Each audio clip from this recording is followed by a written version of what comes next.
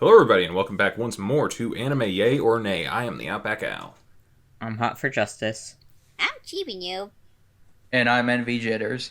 And we're back once more. It's spooky season. We're watching Junji Ito. What do we think about these three episodes? Episodes 4, 5, and 6?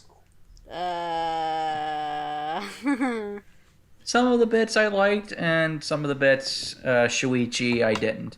I like how you just came out and said Shuichi. Yeah. Yeah, he was literally like the most annoying thing there, and I also didn't want him to come back. Yeah. But I was right. I knew he was gonna come back. Yeah. Oh wait, he's probably gonna come back for the third round too. Probably. Maybe this time he'll finally get his comeuppance. But I don't know. Yeah, it's kind of par for the course, I think, with this series. You know, some are better than others, I think. Yeah. Some are interesting. Some do things where it's like, okay, that's interesting. I did want to touch a little bit. Did we talk about the theme song last time? No. No. Yeah, we I did didn't not. think that we did. Anyone else feel like it's kind of out of place for the series? A little bit. Yeah. It's like, it's catchy, and I do enjoy it, but it's also like, this does not match the tone the show's kind of going for. Yeah. It both does and doesn't at the same time to me. In what way? Like, it's kind of insane in a way, and some of the stories can be a little insane, but... Yeah, but they always have a little bit more of like a slower kind of... It's not like a in-your-face kind of thing. It's more of like a quiet dread, as opposed to like a big jump scare.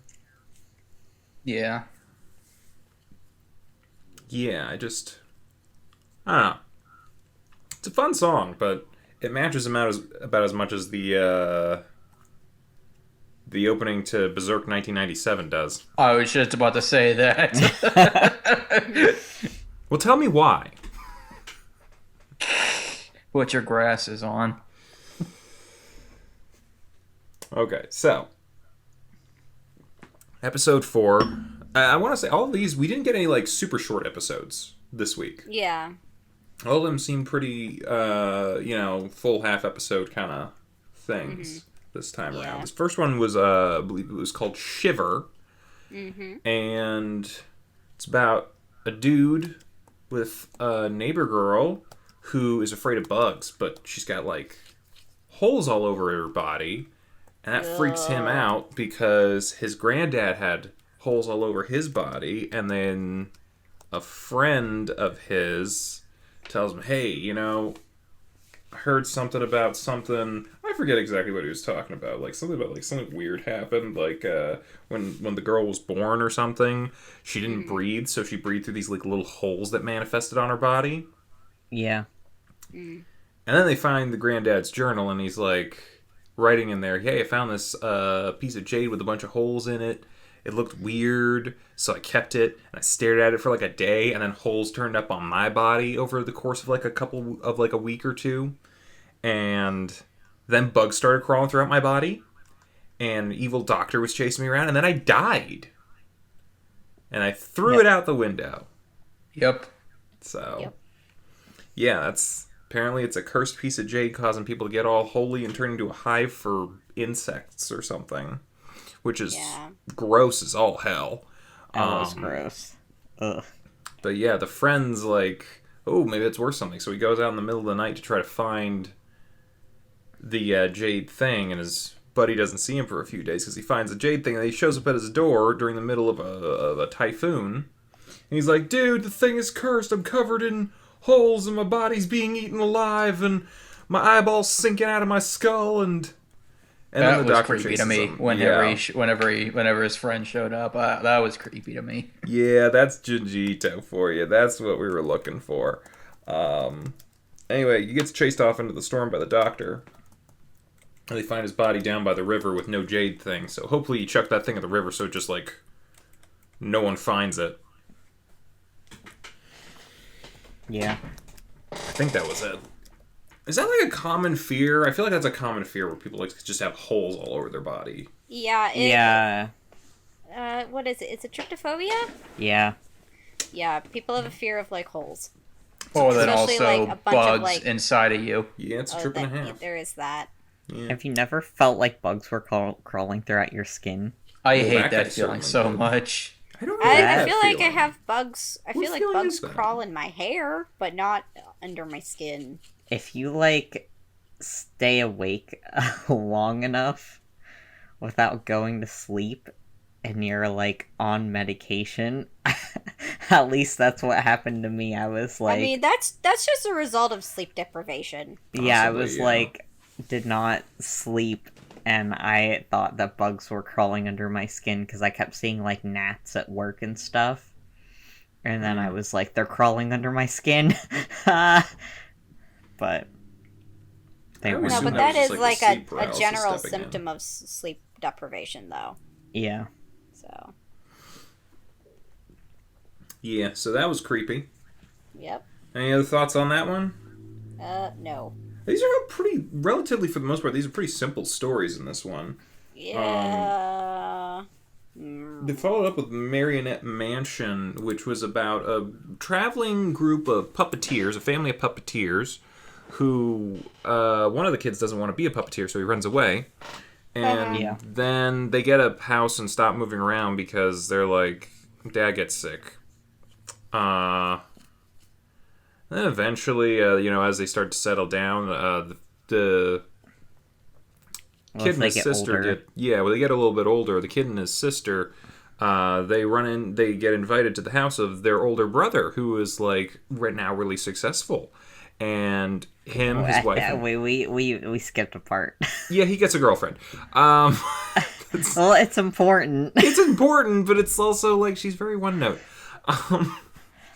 It's a girl that he met in like 5th grade whenever he was moving Yeah. around, and then she's like, "Hey, Yeah. man, I found you again," and yeah. Yeah.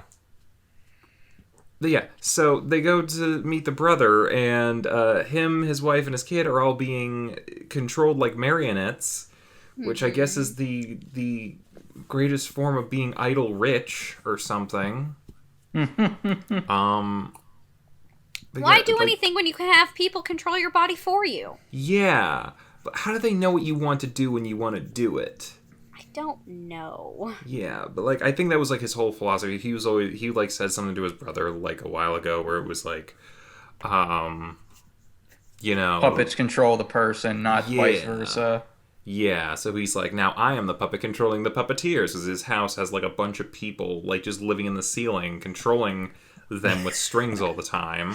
I'm like, Freaky. how much do you get paid for that job? It has to be a lot, right? It's just so niche. Yeah.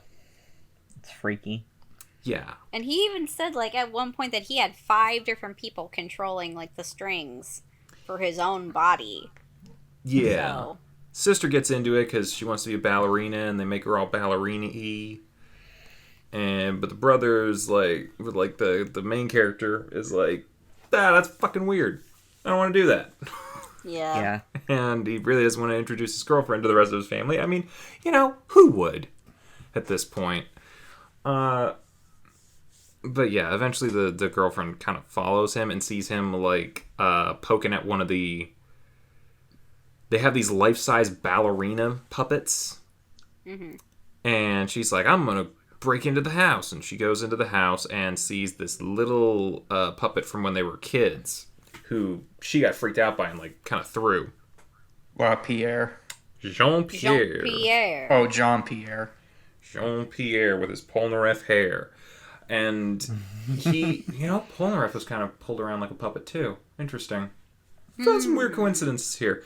Anyway, the puppet doesn't like her, so the ballerinas try to kill her boyfriend, and everything's going nuts. The strings are going all loopy-doopy, and the puppet kills the girlfriend and uses her like a marionette, tries to kill the main character. He smashes the puppet, at which point I guess it either knocks out or kills all the people in the ceiling, and his brother and his family all turn to puppets. The sister's okay. And yeah, so I guess he was a puppet so long he just straight up turned into a puppet after the puppet master died. Yeah. This is a weird one. Mm-hmm. It's a couple I of just levels thought of this. weird. I just thought of this. I didn't think of it when I was watching the episode. Do you remember the episode of Courage the Cowardly Dog where they had the puppet master villain? Yes. Yeah! With the stage thing. Was he a crocodile? What was he? Yeah. Yeah. Yeah, he was like a crocodile. Like that's How what the ending kind now, of reminds me of. brown cow. I do remember that episode. Oh, such an iconic show. It's kind of like that, I think. Oh.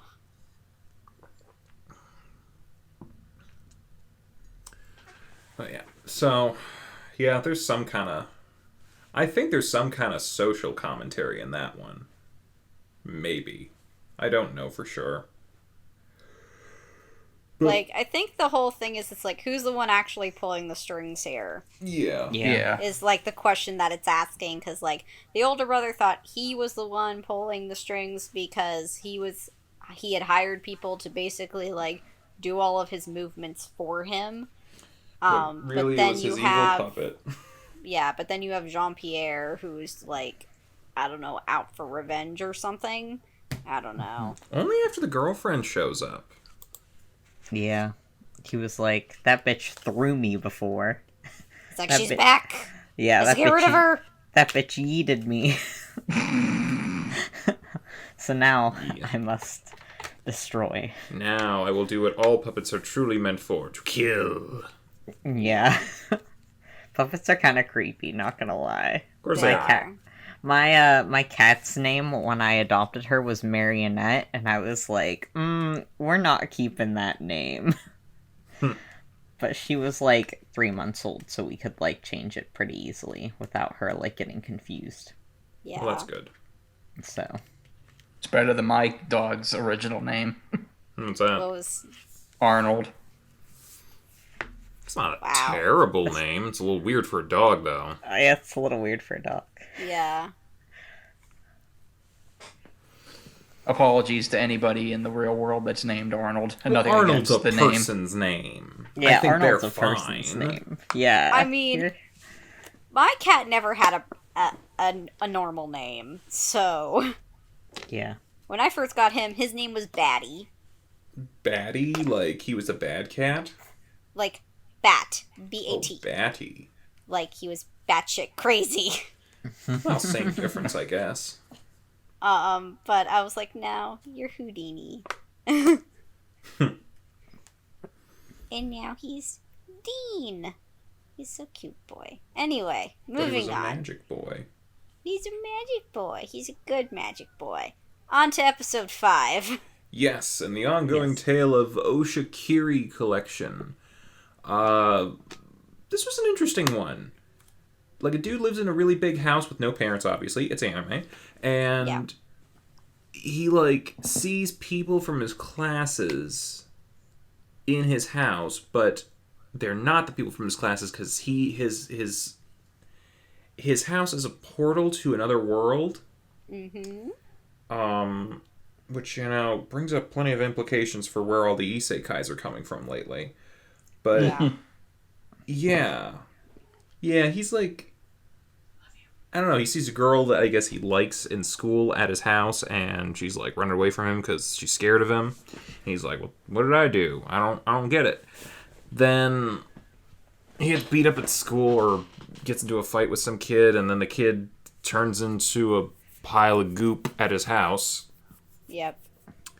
But he's still there the next day. And then the girl he likes is like, hey, can I come over to your place? I hear it's really big and interesting.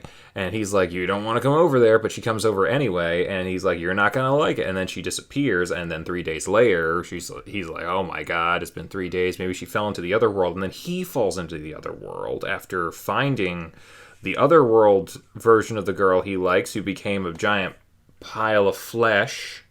Ew. Yeah. And then he meets himself about to do another experiment on the girl he likes from his world, and he's gonna inject people with science juice because he doesn't like the fact that he's not tall. Yeah. It's okay to be a short king. It's okay to be short, kids. Yeah. don't inject people with random science juice because you're short. Also, don't just inject people with random science juice in general. We learned that from Tokyo Mew Mew. Come on. I mean, that worked out for them. Yeah, it worked out for them, but that's not good science. No, it's not good science, but it's good science juice. Rio could have died. Rio should have died. Hey, Rio's fine. Is he though? Anyway. We've discussed that to no end. My God. He gets the syringe from the dude, the other evil dude. I forget their names. A lot of the protagonists of these stories look alike. Is that they just do? I was gonna say that too. They all look alike. Yeah, there were like multiple times when I was watching the past couple of episodes that I'm like, is this gonna be connected to that one episode that I watched last time? No, it wasn't. Except for the second part of episode 5, which we'll get to in a second. Yeah, but so this guy's name was Oshikiri, though. Yeah.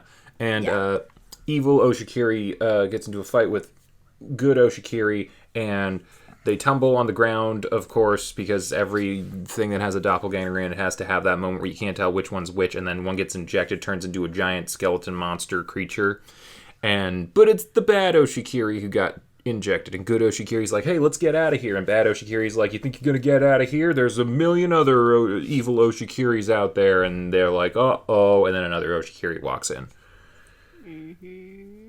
So there could be even more ongoing tales of this guy fighting his evil side. You know, I'm getting a bit of like a Rick and Morty vibe now that I think about it.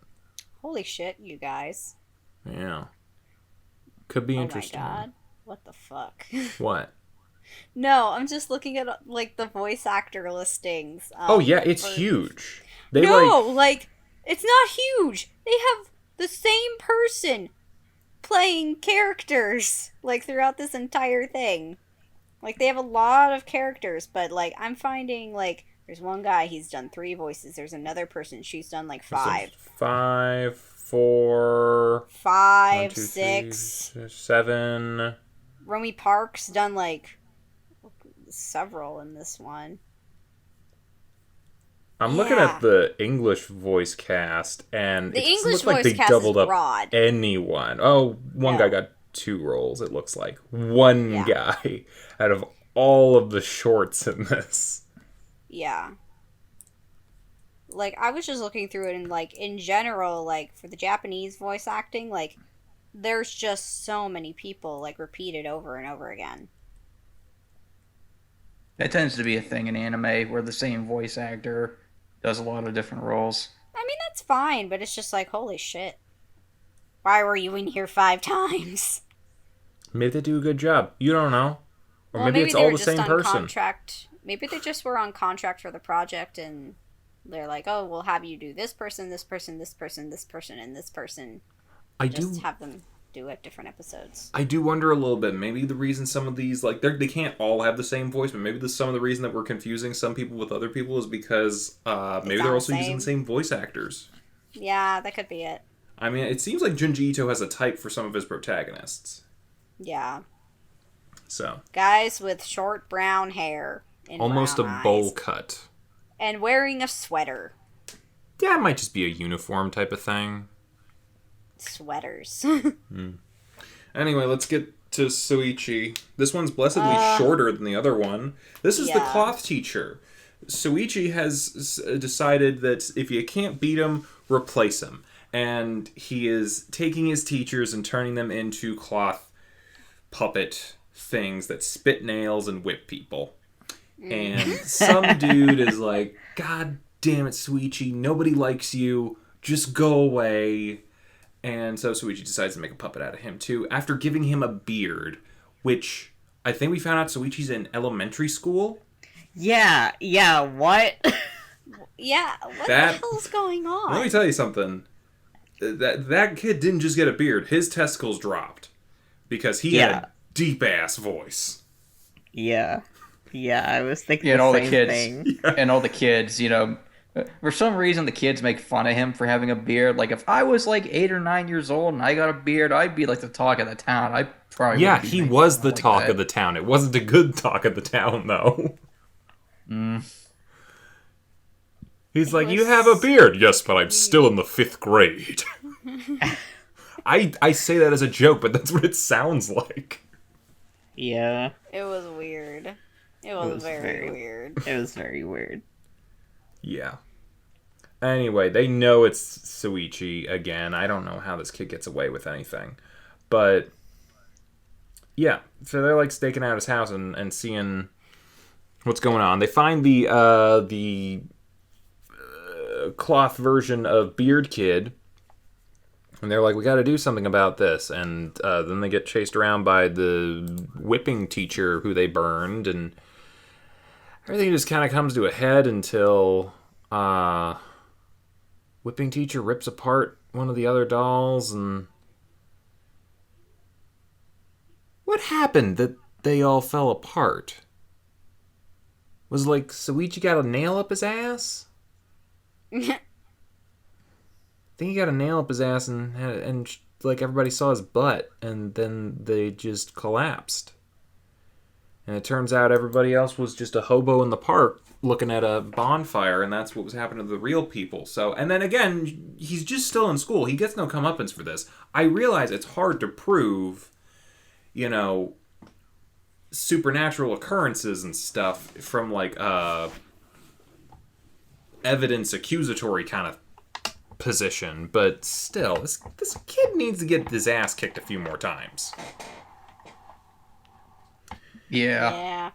Like, I like the concept of the episode. Like, I liked it people better turning than the into first claws, but it's Suichi. So Yeah, I like this Suichi episode better than the first one because it at least felt like I think part of it was because there was a plot.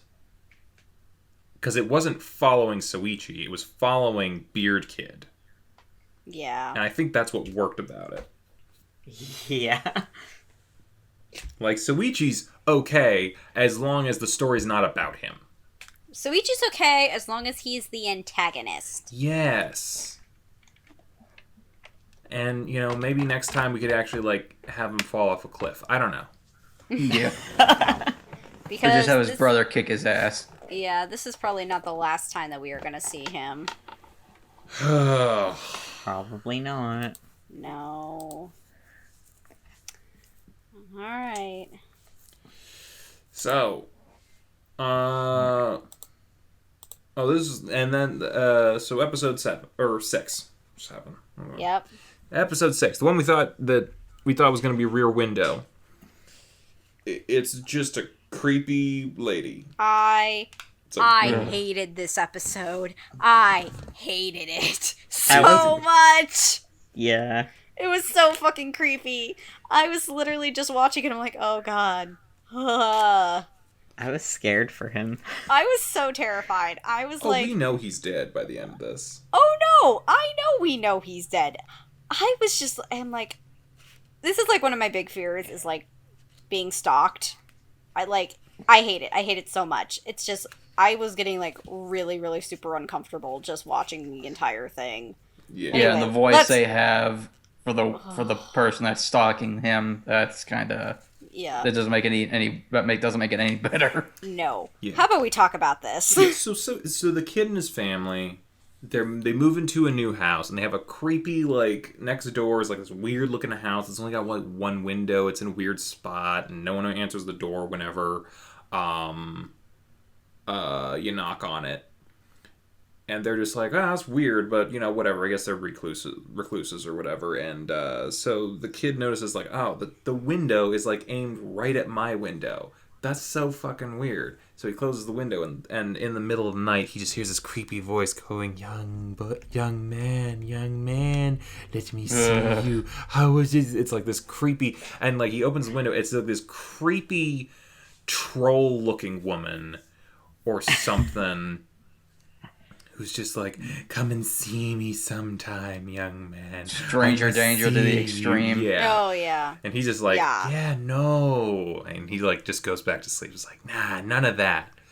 None of that. Yeah, she's like, come see me tomorrow. I'll make you a snack. Yeah. No. No. She's one of those people who would then be like, I'm the snack. Go. So the kid goes over to her house. No, he doesn't go over to her house. No, why would he? But he doesn't. Because he is a smart boy. So she's like, young man, you didn't come over? I'll come over to see you. Here I come. And like, she's like... She's got a laundry pole. Yeah, she's got a laundry pole and she's like sticking it across the gap to get to his window. Like, trying to like get it over the ledge. Yeah, and he's like, no, bitch, get the fuck out of here. And he lets it fall to the ground.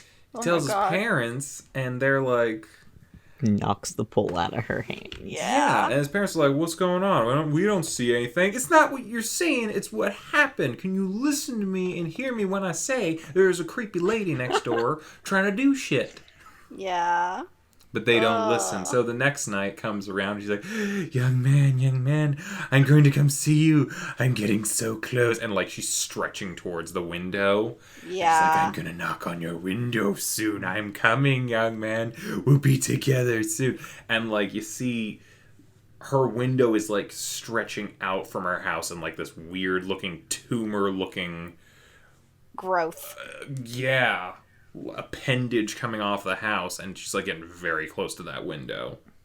Yeah, I'm like, oh. And that's where it ends. We don't know what happened. She probably ate. Yeah. I actually looked it up. That they ended it differently than they did in the novel. What'd they do? Oh. Basically, in the novel, it mostly follows the same story, except at one point the kid and the parents switch rooms. And the woman doesn't attack him anymore, or try to go after him. So he decides, you know what, maybe it was all just something in my head. So he decides, he switches rooms back with him. Big mistake. She haunts him again, and then they decide to move. Okay. That's a better ending. Yeah. Instead of her window stretching across the street. Oh no, it still does that in the novel. Yeah, that seemed too Junji Ito not to happen. Yeah.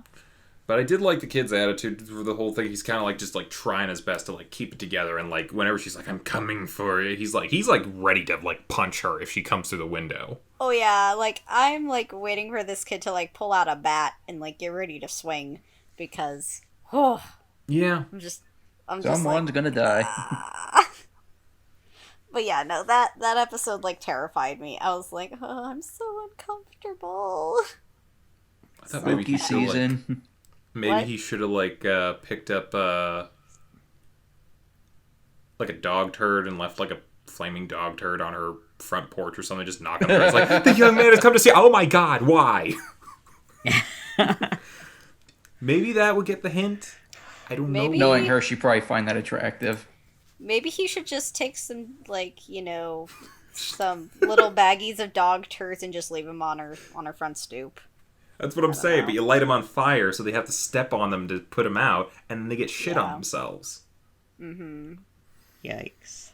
Now, she'd probably be into this, like, young man, I got your present. I have one for you, too. And, like, she actually... You know what? We're getting a little too shit-centric. That's not what this podcast... Everybody watching, that's not what this podcast is about.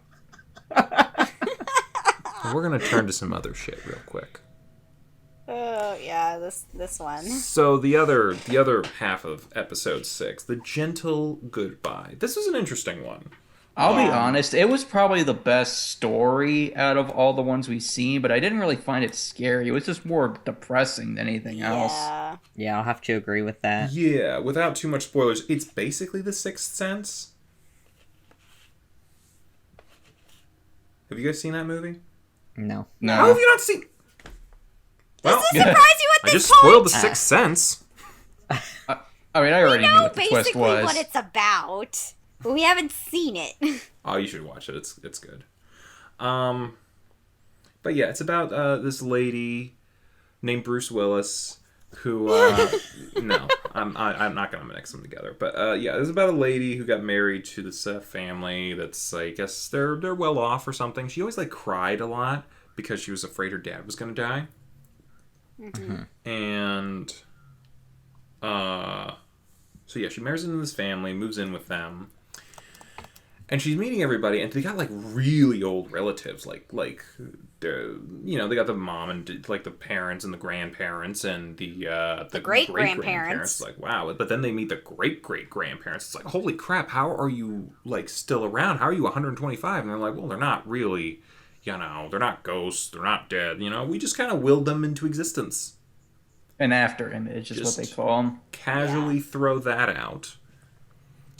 And it's interesting from the perspective of like the grieving process, because they're basically the family. When someone dies, they create this after image of them, this sort of like shadow of who they were that lives with them and interacts with them and does all this stuff. So you have like 20 years or something to get used to them not being there anymore. Yeah. Or to like slowly transition, like the gentle goodbye. Yeah.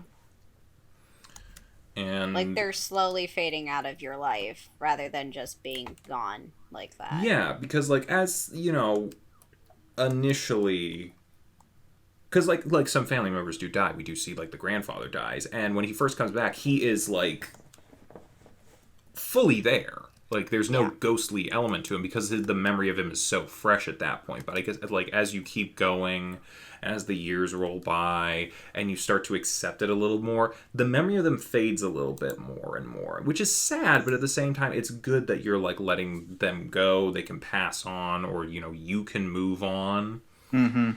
And the girl's just kind of like, oh, can you do that with my dad when he goes? Because I'm not ready to let him go whenever he goes, even though I don't know when he's going to go. And the family's like, no, we can't do that. And they're kind of like, about her. And she notices that like the guy, her husband's little sister, is an after image.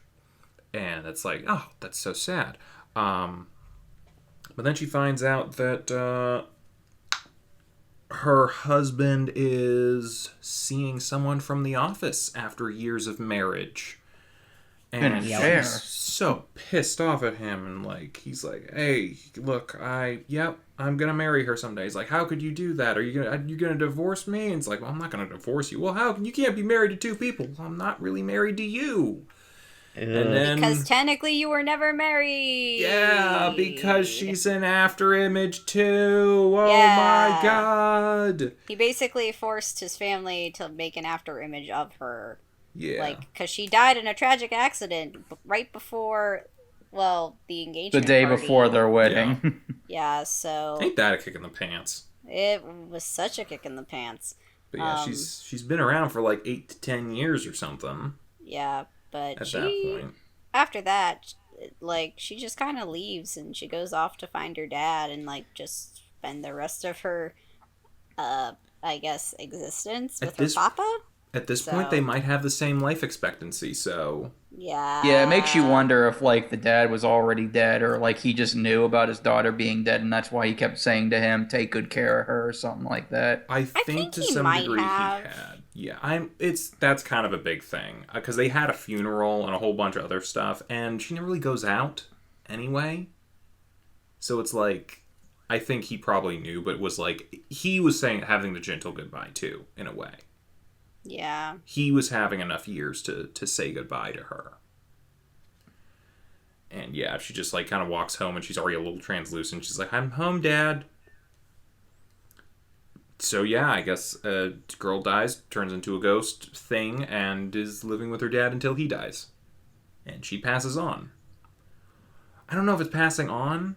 It's weird, because they're not a ghost, they're not a soul, they're not a... It's more like she's fading out. Yeah, but it's something. It certainly is an interesting idea. It's an interesting concept. I did like that one. I liked a couple in this one. I don't think any of them were as good as The Boy at the Crossroads, which is still like my number one for now. But I think there was some good ones here. Like Window Next Door was fucking creepy. I think it was. Oshikiri one presented some interesting stuff that I think you could make a couple things out of. I wish it was longer. Like, I wish that was like more of a full short series rather than just a 20-minute or a 10-minute sketch. I mean, I don't think we're gonna get another one because I'm not seeing Oshikiri in anywhere else. Oh yeah, I know it's probably not, but But yeah. Well, next time around, we're going to have these 6 lovely titles to look forward to. Used Record, Town of No Roads. Like, Maybe. hey, fingers crossed that that's like another Boy at the Crossroads thing. That's what I'm hoping too. Honored Ancestors, which, maybe that'll come back to Gentle Goodbye, maybe? I don't know. That one felt complete. Maybe. Or maybe we'll at least go back to explore more of the family. Not the girl, but the family itself. I don't know. I feel like the family figured themselves out pretty much. I think it was just the girl who had the issue. And she came to terms with it by the end. Which is actually, it's weird to have kind of like a happier ending in a Junji Ito. Yeah, not necessarily happy, but... This felt more conceptual rather than like his stereotypical stuff. So... Yeah, I mean, again, it ended better than the other the other conceptual one with the long dream thing, where it's like, well, you're losing your medical license. Yeah. Anyway, the other one is The Circus Comes to Town. Mm-hmm. Those are number 8. Number Clowns, 9 is... They're scary in every culture. Hate them. 9 is The Painter and Blood Bubble Bushes. I'm wondering. Means. Blood Bubble Bushes. That sounds like a Soichi episode. Oh, no. Really? Because you know what sounds like a Soichi episode of me? Scarecrow, and that's in number 11. Maybe. I don't know if we talked about this last week, but what do you guys think of the animation for the show? Because I know a lot of people that have reviewed the show say that they don't like the animation compared to Junji Ito's art style. They say it does it a disservice. I think we definitely brought that up last time. It's not as creepy as his manga art. It's definitely and I think not. We kind of were saying it had something to do with like the fact that they kind of have like these sort of it's not as harsh looking. It's muted. Yeah, they have like these, not pastel-y, but yeah, muted colors. And I think, again, it would be a little more striking if they had lost all the color in the series, gone black and white, and like had just some harsher shadows and like more brighter contrast. Whites, darker blacks, and just, yeah, that contrast is big in his art. And you see it here, I think, when you really need it, but you don't see it enough that it really feels like this is straight out of Junji Ito's stuff. Again, the thing like with the holes or the doll that turned into the centipede thing, very much Junji Ito art. But the rest of the series kind of lacks from not having as much line work, I think. And I understand why. It's probably very difficult to animate that much line work. It would cost a lot. I mean, they probably could have saved money by not coloring the whole thing and just going with black and white. I don't know how much that would save, but I think they could have saved some money there to add a little extra line work. It probably would have helped a little. But yeah.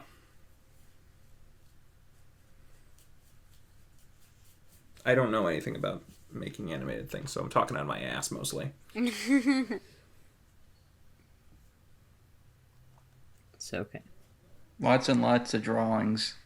Drawing the same thing over and over again. Yeah.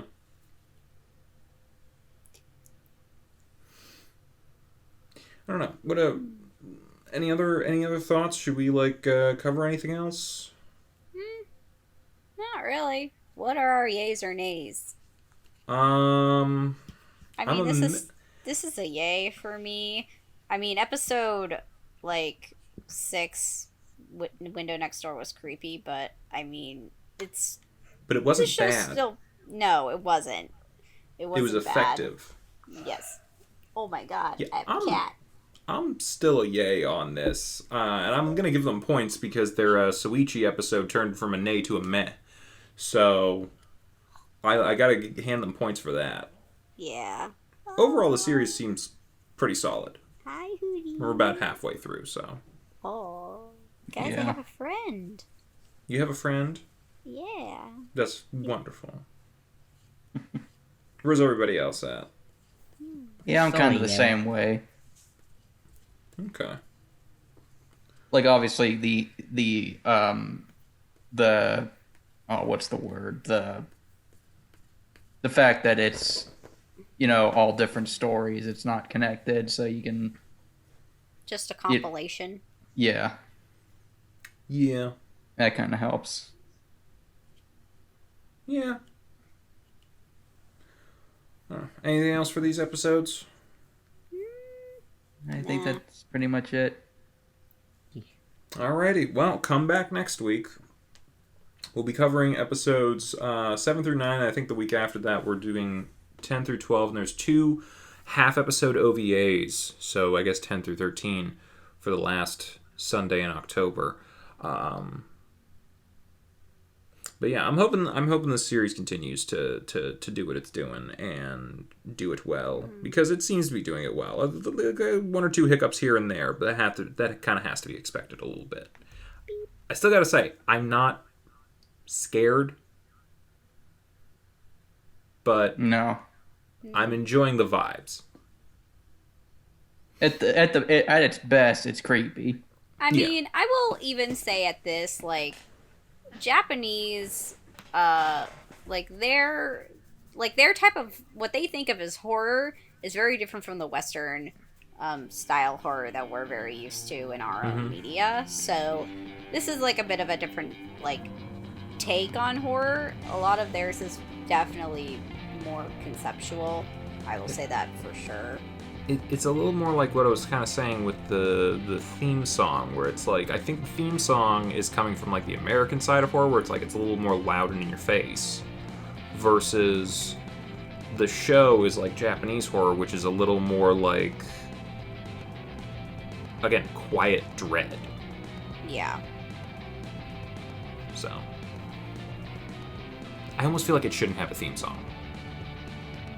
Or at least that... Or that just it should be... I kind of would like some wind chimes. Like some really creepy wind chimes. Yeah, like some creepy wind chimes, and you just fade into the title, Junji Ito collection. And then just fade out. Or just be like an instrumental, like no... Yeah. Like, no song. Like, did you guys ever watch Are You Afraid of the Dark? Yeah. Yeah. Like that. That's still fucking creepy.